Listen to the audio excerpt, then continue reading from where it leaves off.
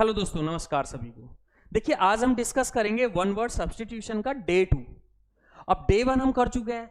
अच्छा, कुछ बच्चों की डिमांड थी कि सर ब्लैक बुक ले लीजिए, तो ब्लैक बुक का वोकैब तो रहेगा, लेकिन जो एक्सप्लेन करूंगा वो मैं खुद करूंगा, तो टेंशन लेने की जरूरत नहीं है। और इस तरीके से एक्सप्लेनेशन दूंगा जिससे कि वोकैब लंबे समय तक आपको याद हो जाए। तो देखिए, अब डे 1 आपने किया होगा, ये डे 2 है, तो मेहनत तो लगती है। तो एक काम कीजिए, जल्दी फटाफट विदाउट एनी डिले चैनल को सब्सक्राइब, लाइक और बेल आइकन को प्रेस कर लीजिए।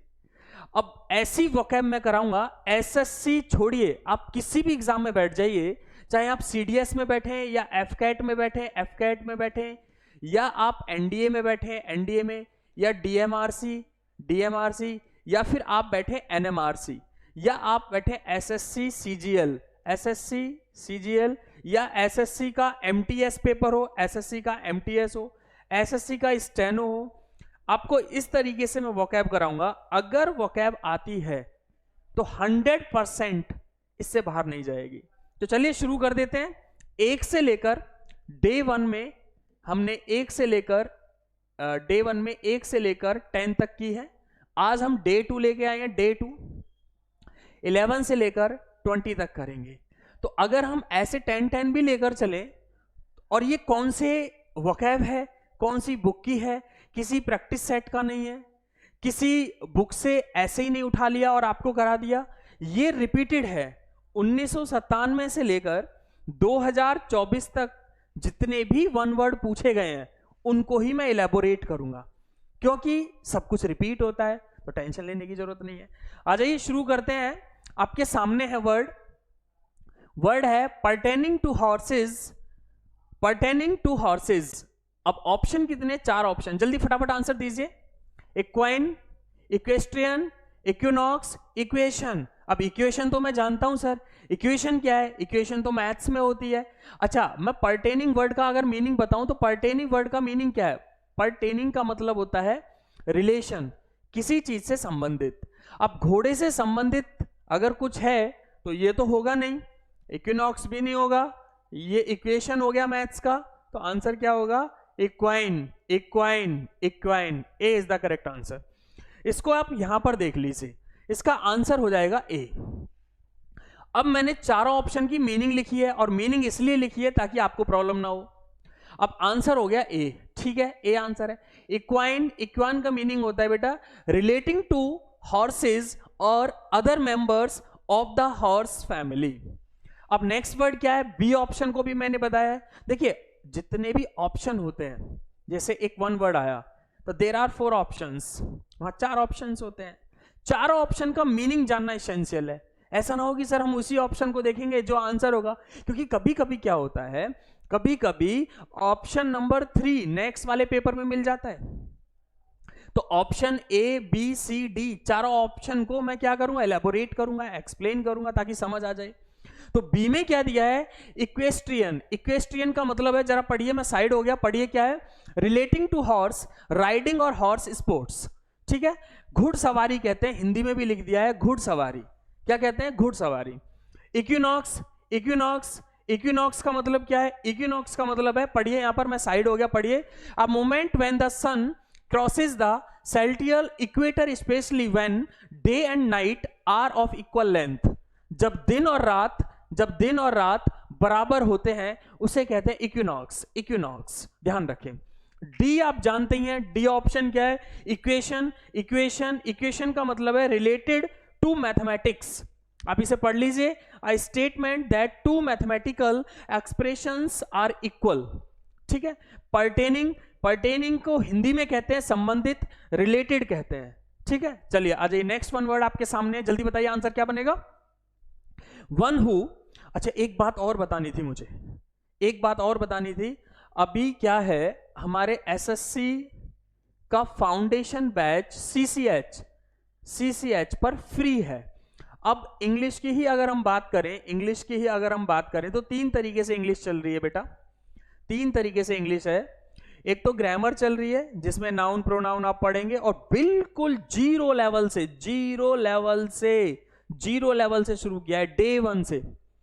और ग्रामर में लगभग 6-7 क्लास हो चुकी है, 2, 3, 4, 5, 6 6 तक हो गई है, तो ग्रामर में 6 क्लास हो गई है। पहले दिन सिलेबस बताया है, दूसरे दिन बैच को शुरू किया है, तो बिल्कुल 0 लेवल से जिस बच्चे को लिखना आता है वो इजीली कर सकता है। अब ग्रामर हो गया, अब ग्रामर से काम नहीं चलेगा। एक ईडियम्स का सीरीज चल रहा है बेटा, ईडियम्स का सीरीज चल रहा है, और ये ईडियम्स फिर से वही बात है मेरी, 1997 से लेकर 2024 तक की जितनी भी रिपीटेड है टॉप मोस्ट वो ईडियम्स चल रही हैं। और ईडियम्स की 1 2 3 क्लास हो चुकी हैं।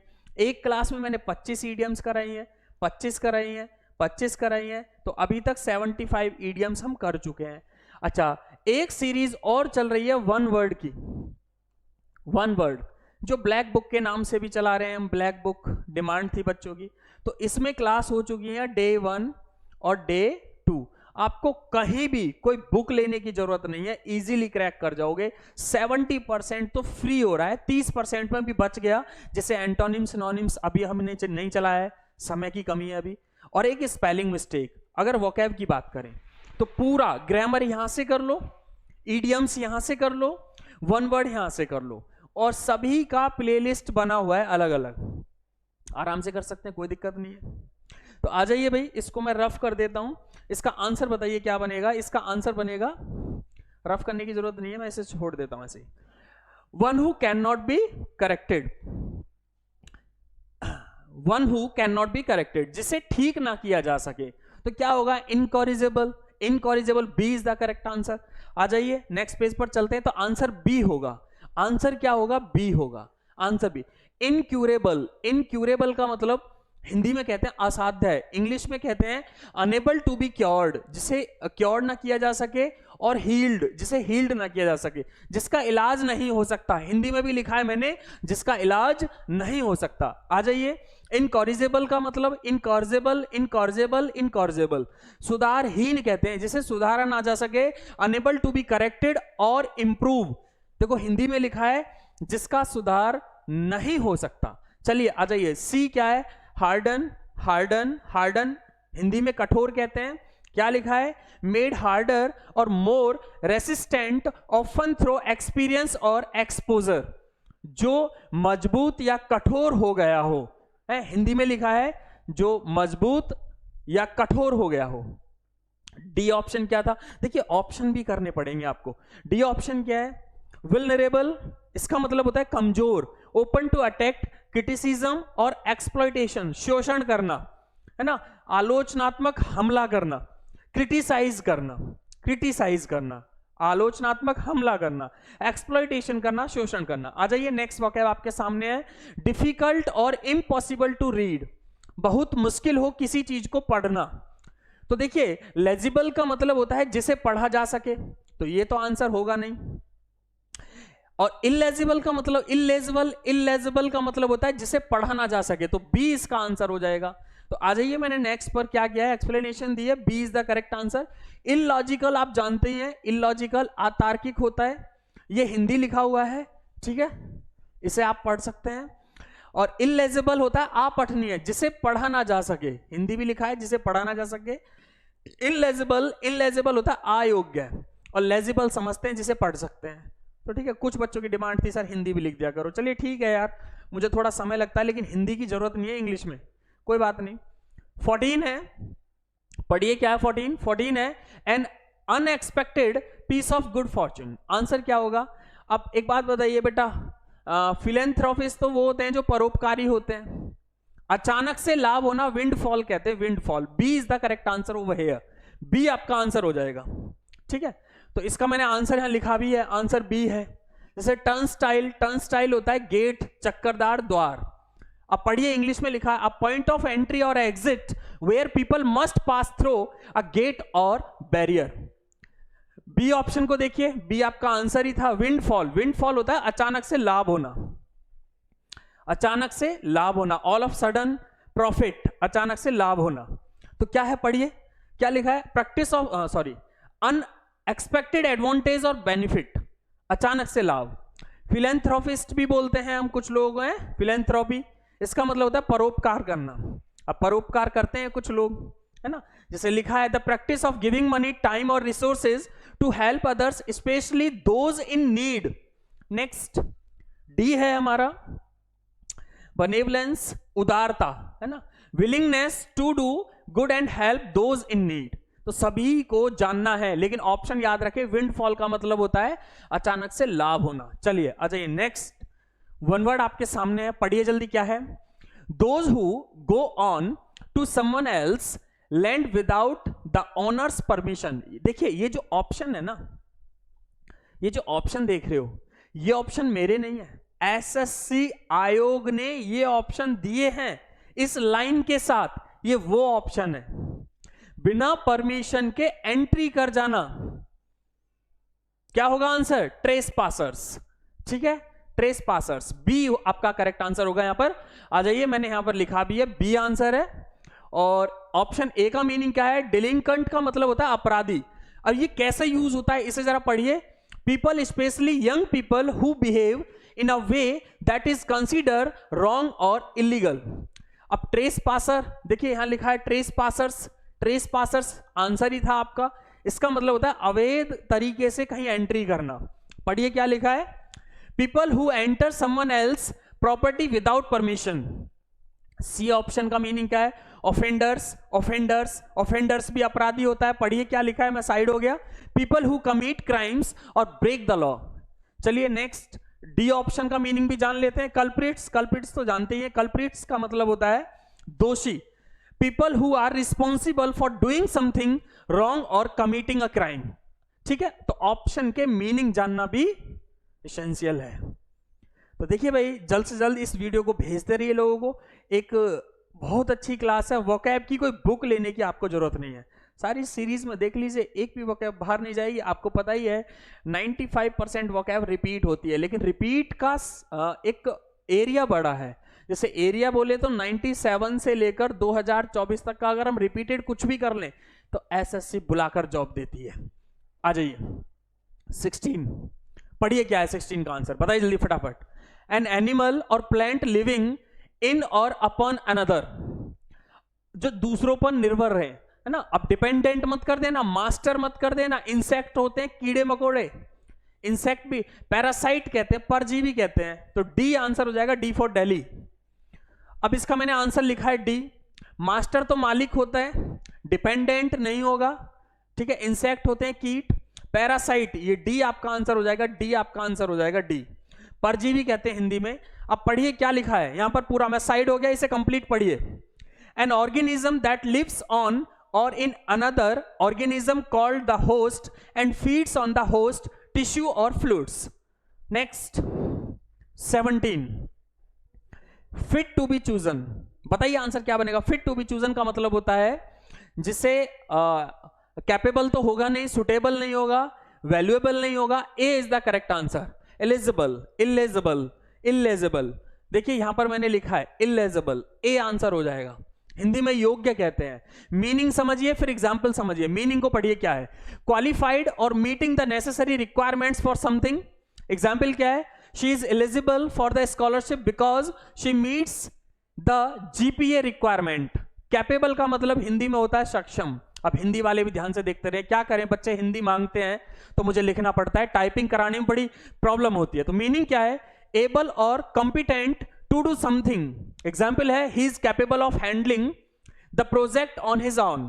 सुटेबल समझते हैं, एप्रोप्रिएट उपयुक्त कहते हैं, है ना। एप्रोप्रिएट और फिटिंग फॉर पर्टिकुलर सिचुएशन और पर्पज। एग्जाम्पल है, this restaurant is suitable for a family dinner. D option को भी जान लेते हैं, वैल्यूएबल होता है मूल्यवान। तो एग्जाम्पल है इसका, पहले मीनिंग समझिए। मीनिंग क्या है, worth a lot of money और वेरी यूजफुल। एग्जाम्पल क्या है, the valuable painting was sold at an auction.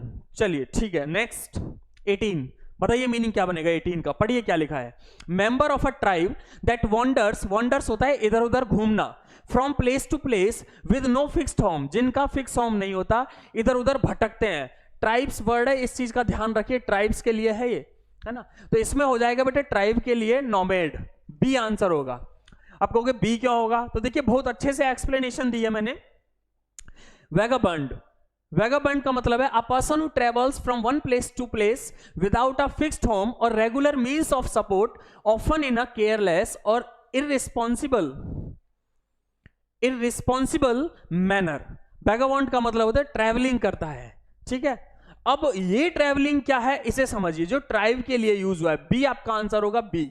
पढ़िए क्या है, a nomad is a member of tribe और group that wanders from place to place with no fixed home often in search of food, जो भोजन की तलाश में अक्सर घूमता है, वाटर पानी की तलाश में, ग्रेजिंग और grazing land for their animals, इसे कहते हैं नोमैड। तो ये ट्राइब्स के लिए यूज हुआ है नोमैड वर्ड, याद रखिए बी आपका करेक्ट आंसर होगा। सी को जरा पढ़िए, वॉन्डरर, वॉन्डरर का मतलब होता है a person who travels from place to place often without a fixed destination और पर्पस, ठीक है। ट्रुएंट बच्चे के लिए यूज होता है, ट्रुएंट का मतलब बच्चे के लिए, a person specially a child who stay away from school और विदाउट वर्क विदाउट परमिशन। तो सभी का मीनिंग आपको जानना पड़ेगा, ठीक है। तो ऑप्शन में चारों शब्दों का मीनिंग जानना पड़ेगा, ऐसा नहीं कि जो आंसर है उसी का मीनिंग जान लिया और टेंशन फ्री हो गए। तो वह अच्छी तभी हो सकती है, ऑप्शन को भी जानना पड़ेगा। 19 पर आ जाइए, रिपीटेड है लास्ट वाली क्लास में। Book giving information about every branch of knowledge, तो डिक्शनरी तो होगा नहीं, डायरेक्टरी भी नहीं होगा, ये तो पढ़ा है, डिसर्टेशन भी नहीं होगा, encyclopaedia, C is the correct answer over here. अब मैंने लिखा है आंसर सी हो जाएगा।